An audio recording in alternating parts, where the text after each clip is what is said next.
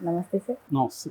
రీసెంట్‌గా మనకి చాలా పెద్ద ఎన్‌కౌంటర్ జరిగింది ఛత్తీస్‌గఢ్‌లో. 13 మంది మావోయిస్టు వరకు చనిపోవడం జరిగింది. అసలు ఏ కారణం చేత జరిగింది సార్? ఎందుకు? ఏంటి? మీ మాటల్లో. యాహ్! యాక్చువల్‌గా 1 వీక్ కూడా కాలే. మార్చి 27థ్‌లో ఒక ఎన్‌కౌంటర్ జరిగింది. 6 మంది చనిపోయారు. ఇప్పుడు 2 ప్లేసుల్లో జరిగింది. అంటే ఛత్తీస్‌గఢ్‌లో, మధ్యప్రదేశ్‌లో. ఈ 2 చోట్ల కలిపి మొత్తంగా 13 మంది చనిపోయారని చెప్తున్నారు. ఇంకా కూడా శవాలు దొరికే అవకాశం ఉందని కూడా చెప్తున్నారు. సో, అసలు ఇది కూడా వన్ వెర్షనే. ఎప్పుడైనా కూడా ఎన్కౌంటర్లు జరిగినప్పుడు ఒక వెర్షనే బయటకు వస్తుంది, పోలీసుల వెర్షను, లేదా ఎన్కౌంటర్లో పాల్గొన్న పారామిలిటరీ ఫోర్సెస్ వెర్షనే బయటకు వస్తుంది.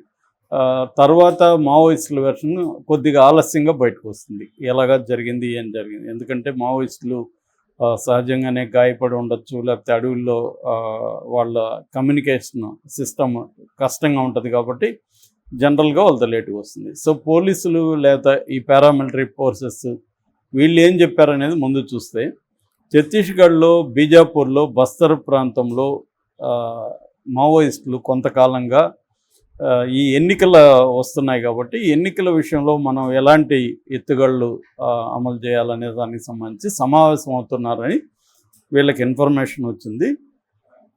అక్కడ ఒక లేంద్రా, కొర్చోలి, సావనార్ అటవీ ప్రాంతం అంటారు, ఆ అటవీ ప్రాంతంలో మావోయిస్టులు సమావేశం అవుతున్నారని వీళ్ళకి ఇన్ఫర్మేషన్ వచ్చినప్పుడు వీళ్ళు కొన్ని రకాల ఫోర్సెస్ అక్కడ కంబైన్డ్ ఆపరేషన్, ఇది అంటే బస్తర్ ఫైటర్ అనే ఒక ఫోర్స్ ఉంది, తర్వాత డిఆర్జీ, డిస్ట్రిక్ట్ రిజర్వ్ గార్డ్ అంటారు వాళ్ళని, డిఆర్జీ, తర్వాత కోబ్రా అంటే commando battalion for resolute action, cobra forces, CRPF, STF, special task force. So ఈ 4 రకాల ఫోర్సెస్ కలిసి జాయింట్ ఆపరేషన్ చేశారు. సో ఈ జాయింట్ ఆపరేషన్లో మార్నింగ్ 6 గంటలకి స్టార్ట్ అయ్యి దాదాపు 6 గంటల సేపు ఇది ఎన్కౌంటర్ జరిగింది. ఈ ఎన్కౌంటర్ తర్వాత కొన్ని శవాలు, ఫస్ట్లో 4 శవాలు బయటకు వచ్చాయి. దాని తర్వాత వీళ్ళు కోంబింగ్ చేసిన తర్వాత వెతుకుతూ ఉంటే ఇంకొన్ని శవాలు బయటకు వచ్చాయి. ఇంకొంతమంది మావోయిస్టులు తీవ్రంగా గాయపడి వెళ్ళుంటారు, వాళ్ళ కోసం మా ఫోర్సెస్ వెతుకుతున్నాయనేది కూడా చెప్పారనమాట. ఇది గంగలూరు పిఎస్ లిమిట్స్లో జరిగిన ఎన్కౌంటర్. దీనికి వీళ్ళ దగ్గర, ఆ మావోయిస్టుల దగ్గర గ్రెనేడ్ లాంచర్సు, ఎల్ఎంజీ అంటే లైట్ మిషన్ గన్సు, తర్వాత కొంత పేలుడు పదార్థాలు, విప్లవ సాహిత్యం దొరికిందనేది చెప్పారు. So Bastar reason IG Sundarraj మీడియాకి డిస్క్లోజ్ చేశాడు, వీళ్ళు 19th ఎన్నికలు జరుగుతున్నాయి ఆ ఏరియాలో కాబట్టి వీళ్ళు సమావేశమయ్యారని చెప్తున్నారు. సో ఇది బస్తర్లో జరిగిన ఎన్కౌంటర్. రెండవది మధ్యప్రదేశ్లో బాలాకోట్లో కేరా జాతి ఫారెస్ట్, అక్కడ ఒక ఎన్కౌంటర్ జరిగింది. అందులో 2 మావోయిస్టులు చనిపోయారు. సో ఇది వాళ్ళు చెప్పింది. ఓవరాల్గా ఈ 3 నెలల్లో దాదాపు 43 మంది మావోయిస్టులు చనిపోయారు. ఇప్పుడు జరిగింది ఈ మధ్యకాలంలో అతిపెద్ద successful operation, tactical counter offensive operation అంటారు దీన్ని. సో ఇది జరిగిందనమాట. అంటే మావోయిస్టులు కూడా టాక్టికల్ కౌంటర్ అఫెన్సివ్ క్యాంపెయిన్లు జరుపుతున్నారు, దీన్ని టీసీఓసి అని పిలుస్తారు అన్నమాట. దాన్ని ఎదుర్కొనే దానికి ఈ మిలిటరీ ఫోర్సెస్ వీళ్ళు కూడా వెళ్తున్నారు. సో దీనికి సంబంధించి మావోయిస్టులు కూడా బంద్కు పిలిపించారు. వాళ్ళు ఏం చెప్పారంటే ఇది బోటప్ ఎన్కౌంటరు, అసలు ఎదురుకాల్పులు జరగలేదని వాళ్ళు చెప్పారు. ఇది మామూలే, మనం ఎన్కౌంటర్ జరిగినప్పుడంతా కూడా మామూలుగానే 99% ఎన్కౌంటర్లలో ఫేక్ ఎన్కౌంటర్లే ఉంటాయి. ఎందుకంటే ఇప్పుడు ఈ ఎన్కౌంటర్లో కూడా వీళ్ళు ఏం చెప్తున్నారు, ఇది కూడా ఈ నెరేటివ్ లేదా స్టోరీ, నేను 30-40 ఏళ్ళ నుంచి ఇదే వింటున్నాను, మార్పు కూడా ఇవ్వలేదు ఎక్కడ. సో అదేంటంటే మాకు ఇన్ఫర్మేషన్ వచ్చింది, అక్కడ కొంతమంది నక్సలైట్లు లేదా మావోయిస్టులు సమావేశం అవుతున్నారని మేము పోయినాము, సరెండర్ అయిపోమని పిలిచాము, కానీ వాళ్ళు సరెండర్ అయిపోకుండా మా మీద కాల్పులు దిగారు. మేము ఆత్మరక్షణ కోసం కాల్పులు జరిపాము, తర్వాత కొంతసేపటి తర్వాత కాల్పులు ఆగిపోయినాక చూస్తే కొన్ని శవాలు దొరికాయి, దాంతోపాటు వెపన్స్ దొరికాయి, కిట్లో విప్లవ సాహిత్యం ఉంది. ఇది స్టోరీ. ఇది 30 ఏళ్ళకు ముందు ఎతికినా కూడా ఇదే స్టోరీ ఉంటుంది. స్టోరీలో ఏం చేంజ్ ఉండదు, ఇదే చెప్తారు. వీళ్ళకి మాత్రం ఎవరికి గాయాలు అయ్యిండవు. ఇప్పుడు నిజంగా మావోయిస్టులు వాళ్ళు వెల్ ట్రైన్డ్ ఉంటారు, వాళ్ళు ప్రాణాలకు తెగించి పోరాడేవాళ్ళు. వీళ్ళన్నా ఉద్యోగం కోసం పోరాడేవాళ్ళు. ఖచ్చితంగా తేడా ఉంటుంది. అందువల్ల వాళ్ళు కూడా పోరాడుతున్నారు. పైగా రాకెట్ లాంచర్సు, మందుగుండు ఇవన్నీ వాళ్ళ దగ్గర ఉన్నప్పుడు యువతల ఎందుకు ఒకరికి కూడా గాయం కాలేదనేది బిగ్ క్వశ్చన్. ఇది ఎప్పుడు జరిగేది. ఏదేమైనా మావోయిస్టుల్ని మిలిటరీ వాళ్ళు చంపారు. ఇది బాటమ్ లైన్.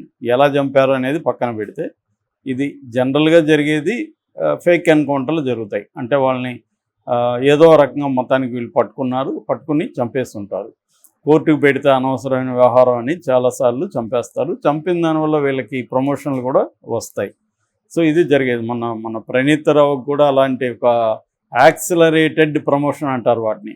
అంటే ఏ సిఐగా ఉన్నవాడు సడన్గా డిఎస్పీనో ఏఎస్పీగానో ఇచ్చేస్తారు అన్నమాట, జంప్ చేస్తారు మధ్యలో.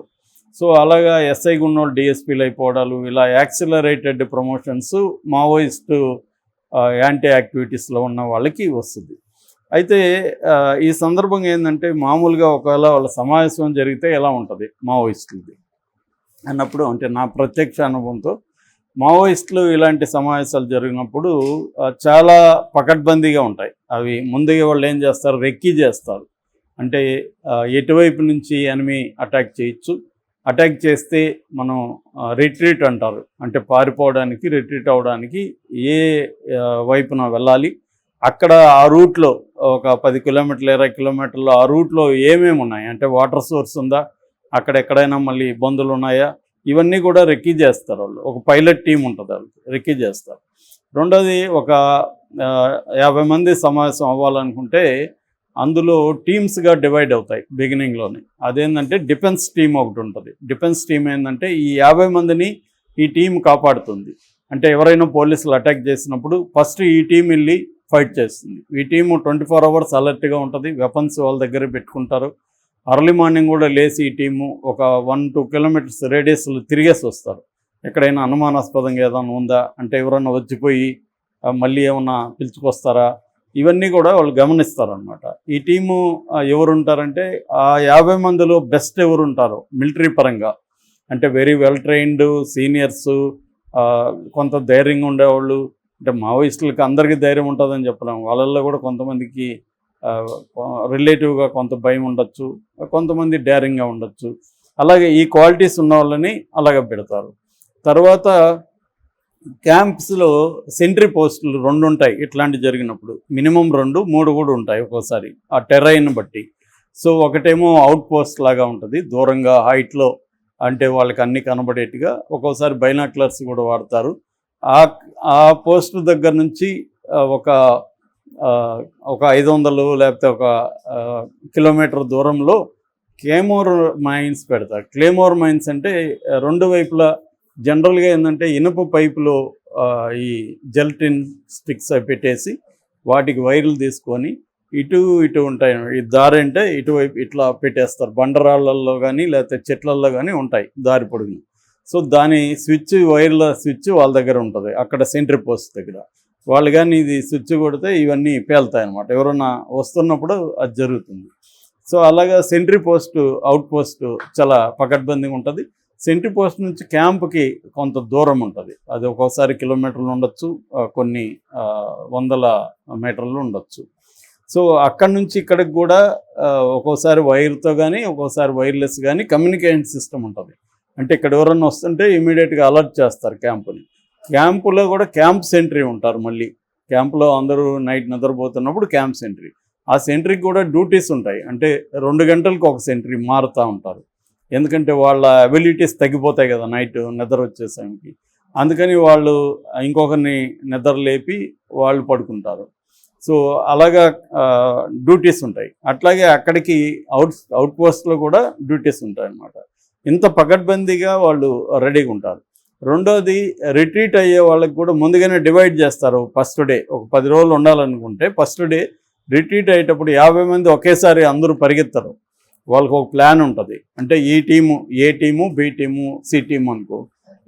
ఏ టీము సపరేట్గా వెళ్ళాలి, ఆ టీంలో ఏమేమి ఫుడ్ ఐటమ్స్ ఉండాలి, మెడిసిన్స్ ఏముండాలి, ఆ టీంకి గైడ్ ఎవరు, ఇవన్నీ ముందే డివైడ్ చేసుకుంటారు. అంత ఆర్గనైజ్డ్గా ఉంటారనమాట. సో అంత ఆర్గనైజ్డ్గా ఉంటే వీళ్ళు ఏమీ గాయాలు కాకుండా దాంట్లోకి వెళ్ళిపోయి చంపేశామంటే ఇది విచిత్రంగా ఉంది నాకైతే. జనరల్గా ఇది 30 ఏళ్ళుగా ఇదే విచిత్రం జరుగుతూ ఉంది కాబట్టి ఇప్పుడు కొత్తగా మనం ఆశ్చర్యపోవడానికి లేదు. మోస్ట్లీ ఇది ఫేక్ ఎన్కౌంటర్ అని చెప్పచ్చు.